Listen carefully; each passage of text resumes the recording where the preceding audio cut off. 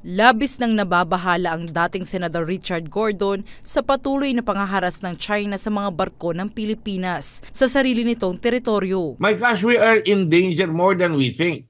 Tomorrow we can wake up and the Chinese are already in Palawan. Who will now be the big bully? They will still be the big bully. Ayon kay Gordon, sinusubukan lamang ng China ang pasensya ng bansa kung hanggang saan ang kaya nitong gawin para protektahan ang teritoryo. Kung kaya't dapat raw ay magsimula ng bumili at mag-upgrade ng mga military assets ang bansa. I reverse it. How far is China willing to go?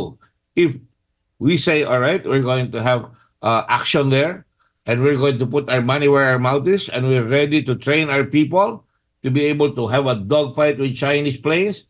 Samantala, nilinaw naman ng Philippine Coast Guard na hindi maaaring madaliin ang pagde-deploy ng military vessels sa West Philippine Sea. Ayon kay PCG spokesperson for the West Philippine Sea, Commodore J. Tarella, oras na mag-deploy agad ng military vessel, posibleng mas lumala ang tensyon sa pagitan ng China at Pinas. The reason why China Coast Guard has been deploying their Coast Guard vessels, it's because we are using a civilian indigenous boat, and it's only escorted by the Philippine Coast Guard vessels.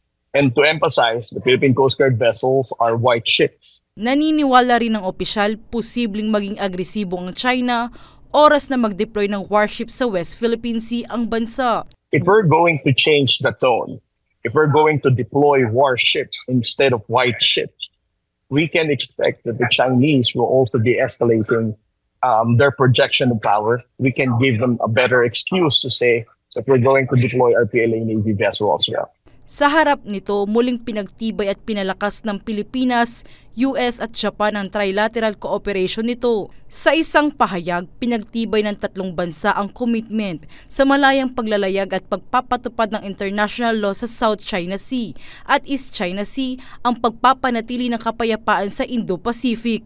Iginit rin to sa Beijing ang pagtalima sa 2016 Arbitral Tribunal ruling na kumukontra sa claims ito sa halos kabuuan ng South China Sea. Giselle Simon, Newslight.